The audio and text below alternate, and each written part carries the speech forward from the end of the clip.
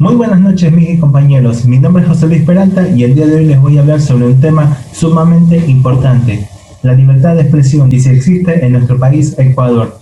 A continuación, les dejo con este reportaje. Primero, vamos con una breve introducción sobre lo que es la libertad de expresión y sobre su existencia actual en nuestro país. La libertad de expresión es un derecho que nos permite expresar, difundir, buscar, recibir y compartir información e ideas sin miedo de injerencias ilegítimas. Es esencial para nuestra educación, para desarrollarnos como personas, ayudar a nuestras comunidades y acceder a la justicia y disfrutar de todos y cada uno de los derechos que aparecen en la Declaración Universal de los Derechos Humanos. Pero ahora basándonos en nuestro país, Ecuador, podemos decir que la pandemia del coronavirus ha agravado la crisis de la libertad de prensa en el mundo, con gobiernos autoritarios que han desplegado dispositivos de censura masivos y alertó también a Reporteros Sin Fronteras, o sus siglas RSF, en su informe anual, publicado el pasado martes 21 de abril del año 2020. En este Ecuador descendió un puesto en el ranking global de la libertad de prensa, al número 98, imagínense, al 98 debido a agresiones registradas contra periodistas en el paro de octubre del 2019. Además, también digamos que la pandemia del COVID-19 resaltó y amplificó las múltiples crisis que amenazaron al derecho de una información totalmente libre, independiente y plural. También fidedigna, que deploró la ONG en su clasificación mundial a la libertad de expresión o de prensa en el año 2020. Damos paso al punto de vista de varios personajes de los medios públicos que existen actualmente en nuestro país, que nos dieron su punto de vista acerca de este derecho sumamente fundamental que todos poseemos.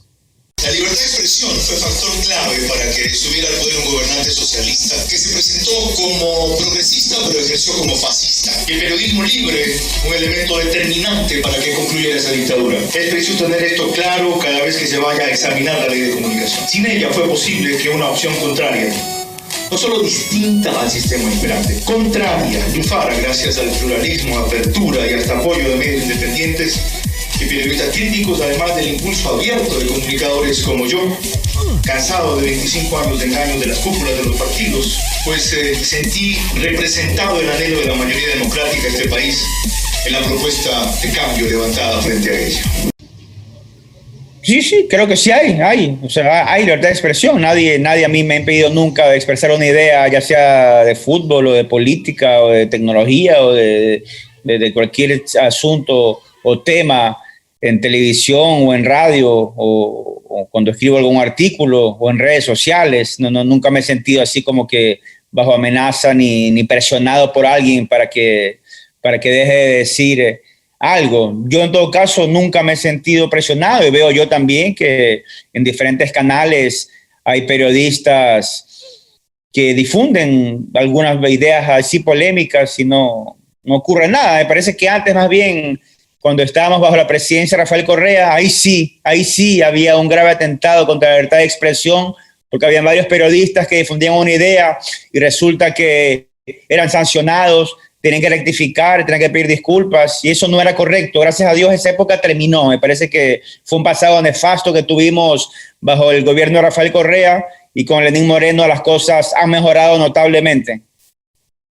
Bueno, en nuestro país existe este derecho, se ejerce. Yo me atrevería a decir que en el actual gobierno los medios de comunicación se vieron enfrentados a mucha menos presión del régimen anterior, donde fueron 10 años de realmente tener muchas dificultades, donde realmente muchos medios se vieron coartados, ¿no? de mostrar su postura, que muchos periodistas se vieron limitados al momento de poder comunicar o de manejarse bajo ciertos lineamientos por temor.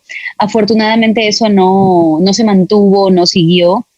Esperemos que con las nuevas autoridades que estamos por elegir se respete ese derecho a la comunicación, porque los medios de comunicación son realmente esa fuente a través de la cual los ciudadanos estamos pendientes o al tanto de lo que está sucediendo de manera global. Entonces, el tener medios que estén solamente aliados a una postura o que no puedan comunicar libremente, sería muy triste para toda la sociedad.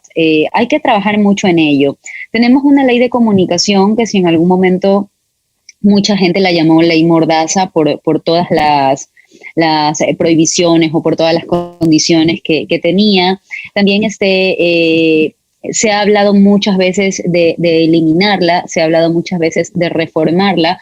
Yo creo que sí es importante e interesante tener ciertos lineamientos para saber hasta qué punto o cómo manejarnos, pero que esto no sea, insisto, una forma de coartar la opinión ni ciudadana, ni de los medios, ni de cualquier persona en el país. En el tiempo del expresidente Rafael Correa, seguramente todos ustedes se dieron cuenta de que la prensa se encontraba amenazada. Llegó él con sus conceptos de lo que era la libertad de expresión, un permanente ejercicio de medición, que no es así, ni aquí ni en ningún lugar del mundo. Entonces, cuando alguien investigaba o daba su punto de vista contrario a lo que él manifestaba, había un choque, que en su caso, como presidente de la República, como hacedor del poder del Estado, presionaba o generaba un ambiente de mucha confusión, de mucha presión para los medios de comunicación.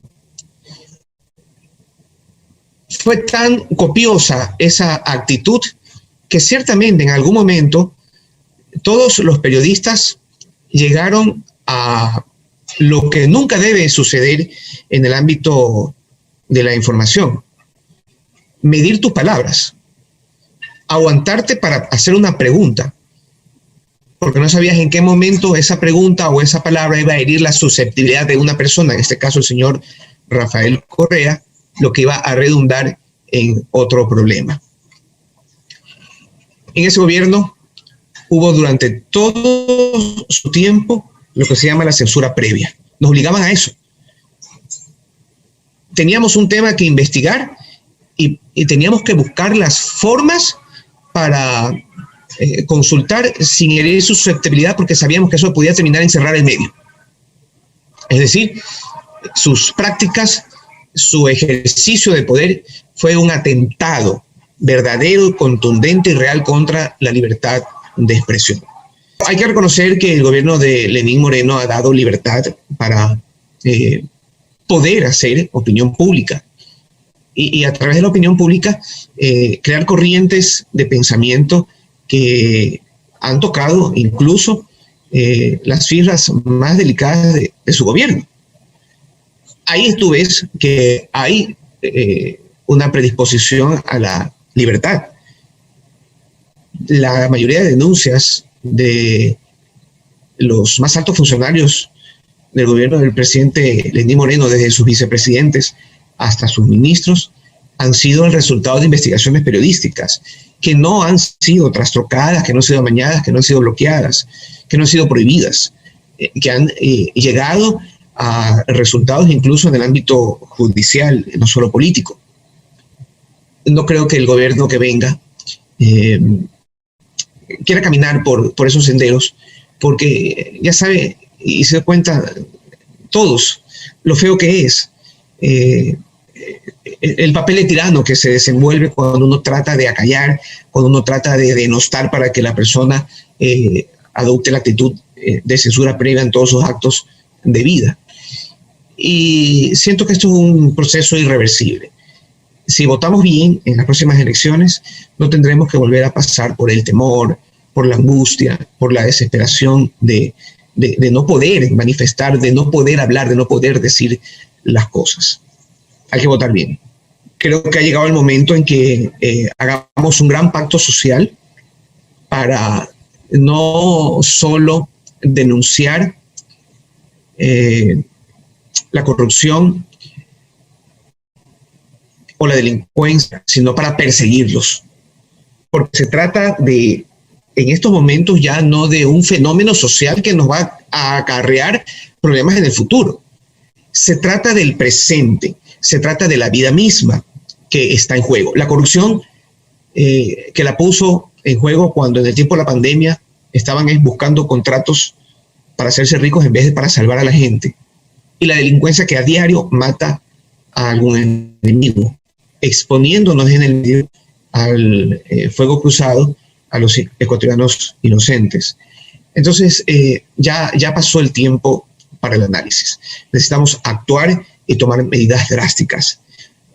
A grandes males, grandes soluciones. Y yo pienso que con eso no estoy diciendo, ojo, lo advierto, que tenemos que matar a los delincuentes, tenemos que cortarlos, tenemos que ahorcarlos, tenemos que quemarlos públicamente, para nada. Sencillamente creo que el problema pasa definitivamente por la legalidad, que en este día, ya todos lo sabemos, lo hemos probado, es prodelictiva. Nuestra ley, ese COIP, es un COIP prodelictivo. Curiosamente, hecha por el grupo de políticos que no toleran la libertad de expresión. Y me atrevo a decirlo ahora que hay libertad de expresión, que ellos en su momento previeron lo que iba a suceder cuando dejen el gobierno y crearon la estructura para blindarse. Este COIP a ellos los beneficia a la delincuencia. Tenemos entonces que ir a por este COIP, este Código Integral Penal, y cambiarlo, transformarlos en un ente regulador de nuestras propias realidades para salir adelante en estos temas. Bueno, donde están matando a los periodistas, evidentemente no hay un Estado de Derecho y tampoco el ejercicio de garantizar la libertad de opinión y pensamiento y de prensa. Porque si fuese lo contrario, no pasaría eso. El Estado garantizaría a través de las seguridades que toca administrar la seguridad, valga la redundancia, de cada uno de los denunciantes. Lamentablemente, el narcotráfico ha llegado a límites desbordados y luchar contra él tanto sistemática como operativamente es ya casi imposible. Pero el Estado debe prever en el ínterin de la búsqueda de soluciones acciones concretas que garanticen sobre todas las cosas, primero, el fin del narcotráfico, el fin de la delincuencia, para que no sea una luz oscura en medio del brillo de la vida, que amenace permanentemente con generar otro tipo de problemas, entre ellos el asesinato a los periodistas que en cumplimiento de su función, porque esa es su naturaleza, siempre los denunciarán. Entonces, son problemas en los países donde se matan a los periodistas estructurales. Si tienes delincuencia muy avesada, seguro vas a tener periodistas muertos por sus denuncias, porque ellos los van a denunciar. Entonces, esos estados deben procurar primero poner en orden la paz social, combatir, perseguir, acorralar a los delincuentes para que de esa manera, por muy cursi que se escuche, los periodistas tengamos menos que investigar y en consecuencia exponernos menos. Un estado, el colombiano y el ecuatoriano, que no ha logrado garantizar a la sociedad la paz social, teniendo y lidiando encima el drama del narcotráfico, que genera siempre las expectativas en los buenos comunicadores, que acudieron a la investigación, al procesamiento, porque ahí había una noticia, y bueno, pues fallecieron en el fuego cruzado de la guerra entre la formalidad y la informalidad que representa el narcotráfico. Esos compañeros murieron con el honor del cumplimiento del deber, porque ellos fueron a una noticia, conscientes de los riesgos, y a pesar de eso entendieron que había una noticia, entendieron que había una información que dar y tomaron la decisión. Lo malo en este proceso es que para ellos no ha habido justicia. El Estado no garantizó el proceso que permita conocer a todos qué fue lo que pasó y a quienes capturó, para que empiece a brillar para sus familias la justicia, porque ellos ya murieron. Eso es lo malo de esto. Lo malo no es, y lo digo como periodista, morir en el ejercicio de sus funciones. Eso es morir con honor, morir con dignidad. Nuestros colegas murieron en el ejercicio de su trabajo, murieron haciendo lo que les gustaba, murieron naciendo para lo que vivieron. Pero el Estado no los garantizó. El Estado no los garantizó, y ese es un punto en el que hay que analizar muchas cosas.